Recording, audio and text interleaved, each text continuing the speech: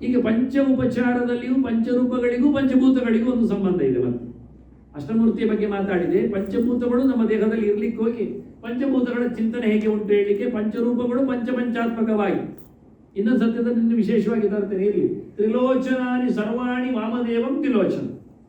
ಪಂಚರೂಪಗಳಲ್ಲಿ ಎಲ್ಲರಿಗೂ 3 ಕಣ್ಣಿದೆ, ವಾಮದೇವನಿಗೆ 2 ಕಣ್ಣು. ಯಾಕೆಂದ್ರೆ ಅವನು ವಾಮ ಅಂದ್ರೆ ಸುಂದರ ಇದ್ದಾನೆ ಅಂತ, ಬಹಳ ಚೆಲುವ ಇದ್ದಾನೆ.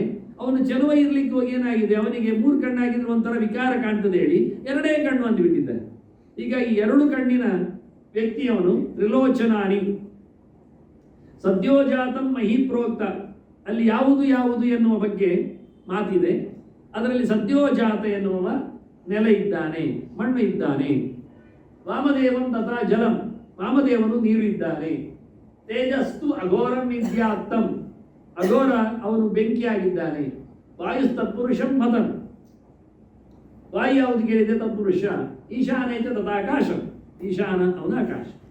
ಊರ್ಧ್ವಸ್ಥಂ ಪಂಚಮ ಮುಖ, ಈಶಾನ ಎನ್ನುವುದು ಮೇಲಕ್ಕಿರುವಂತಹ ಮುಖ, ಮತ್ತೆ ನಾಲ್ಕು ಸುತ್ತಿನಲ್ಲಿರುವ ಮುಖ ಅಂತೇಳಿ ವಿಷ್ಣು ಧರ್ಮೋತ್ತರದ ರೆಫರೆನ್ಸ್.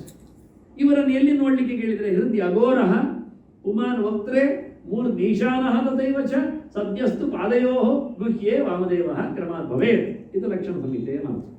ಹೃದಯದಲ್ಲಿ ಅಘೋರ ಇದ್ದಾನೆ, ಅಂದ್ರೆ ಘೋರ ಇಲ್ಲ, ಹೃದಯ ತುಂಬ ಸಾಫ್ಟ್.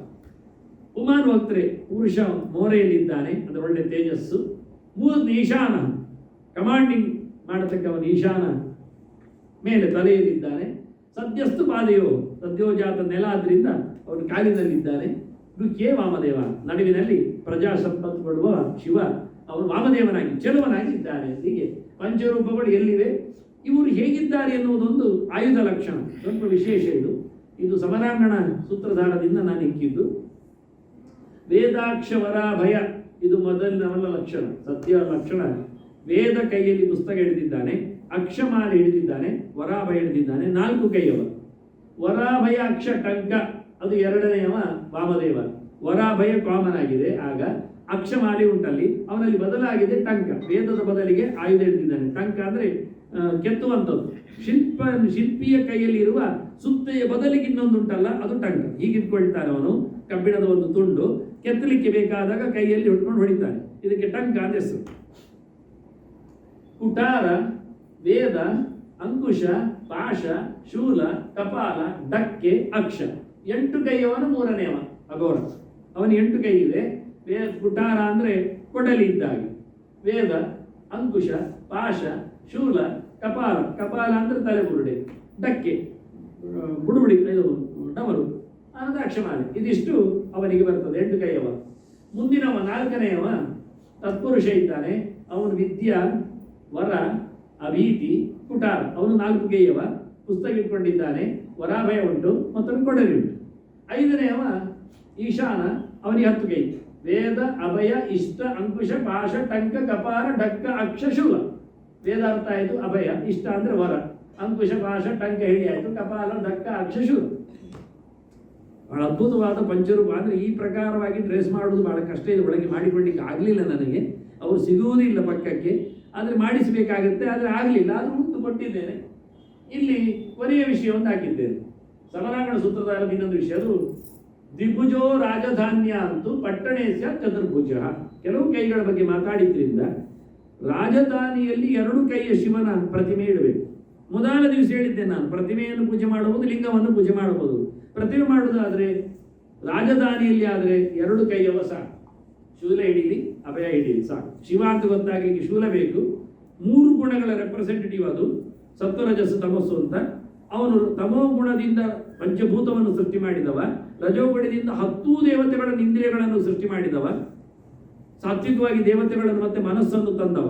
ಹಾಗಾಗಿ ಬಹಳ ದೊಡ್ಡ ವಿಷಯ ಅವನದ್ದು, ಬಹಳ ದೊಡ್ಡ ಮಟ್ಟಿನ ಸೃಷ್ಟಿ. ಪಂಚಭೂತಗಳು, ಪಂಚೇಂದ್ರಿಯಗಳು, ಪಂಚಜ್ಞಾನೇಂದ್ರಿಯಗಳು, ಪಂಚ ತನ್ಮಾತ್ರೆಗಳ ಜೊತೆಯಲ್ಲಿ ಆನಂದಕ್ಕೆ ಬೇಕಾಗಿರತಕ್ಕ 10 ದೇವತೆಗಳು, ಒಳಗಿನ ಮನಸ್ಸು, ಅದು ಮತ್ತೆ ಪ್ರಕಾರದಲ್ಲಿ.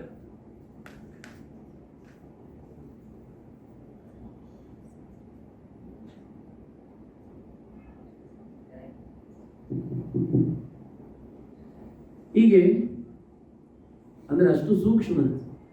ಎಲ್ಲಿ ಯಾವ ಒಂದು ಲೆಟರು ಸಹ ನಿಲ್ಸಲ್ಪಟ್ರು ನಾನು ನಿನ್ಗೆ ಗೊತ್ತಾಗುತ್ತೆ. ಗಮನಿಸ್ತಾ ಇರ್ತೀನಿ, ಬಿಡಿ. ಮತ್ತೆ ಪಟ್ಟಣದಲ್ಲಿ ಆಗುವಾಗ 4 ಕೈಯವ, 2 ಕೈ. ಅಂದರೆ ಇಲ್ಲಿಗೇನು ತೊಂದರೆ ಆಗುವುದಿಲ್ಲ. ನಾನು ಬೊಬ್ಬೆ ಹೊಡೆದು ಹೇಳಿದ್ರು ಕೇಳ್ತದಿಲ್ಲ, ಅಷ್ಟು ಗಟ್ಟಿ ಹಿಂದೆ ಮೈಕಿಲ್ಲದೆ ಮಾತಾಡಿದ್ದುಂಟು ನಾನು.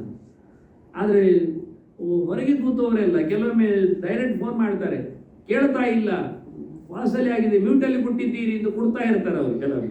ಹಾಗಾಗಿ ಎಷ್ಟೋ ಜನ ಹೊರಗಿಂದ ಸೈಮಲ್ಟೇನಿಯಸ್ಲಿ ಕೇಳೋರಿದ್ದಾರೆ. ಈಗ ಲೈವ್ ಇದ್ರೆ ಇಲ್ಲ ಅದು ನಾಳೆ ಕೇಳ್ತಾರೆ ಬಿಡಿ.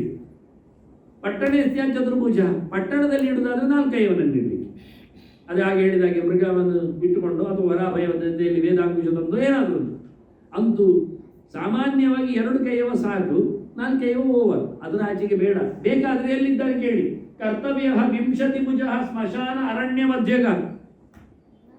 ಕಾಡಿನಲ್ಲೆಲ್ಲ ಹೋದಾಗ, ಮಸಣಕ್ಕೆಲ್ಲ ಬಂದಾಗ ಅಲ್ಲೆಲ್ಲ ಒಂದೊಮ್ಮೆ ಶಿವನನ್ನು ನಿಲ್ಲಿಸುವುದಾದ್ರೆ 20 ಇದೆಲ್ಲ ಟಿಬೇಟಲ್ಲೆಲ್ಲ ಮಾಡಿದ್ದಾರೆ ಇಂಥ ದೇವರನ್ನ. ಅಂದ್ರೆ ಅವರ ಕಥೆ ಆಗಿ ಅವರು ಊರಿನ ಮಧ್ಯೆಯಲ್ಲಿ ದೇವಸ್ಥಾನ ಕಟ್ಟುವುದಿಲ್ಲ. ನಮ್ಮ ಹಾಗೆ ಖಾಲಿ ಅಡಿಗೆ ಸಿಕ್ಕುವ ಹಾಗೆ ಬ್ರೆಡ್ ಬೇಕರಿ ಪಕ್ಕದಲ್ಲಿಯೇ ದೇವರಿಗೆ ಆ ದೋಸೆ ಹಾಕಿದ್ದವರಿಗೆ ಪರಿಮಳ ಬರಬೇಕು, ಅದೆಲ್ಲ ಮಾಡುವುದಿಲ್ಲ. ಅಲ್ಲಿ ಇಲ್ಲಿ ಅಲ್ಲೆಲ್ಲ ಮಾಡುದು, ಅದೆಲ್ಲ ಇಲ್ಲಿ ಅಲ್ಲಿ ಅಲ್ಲ.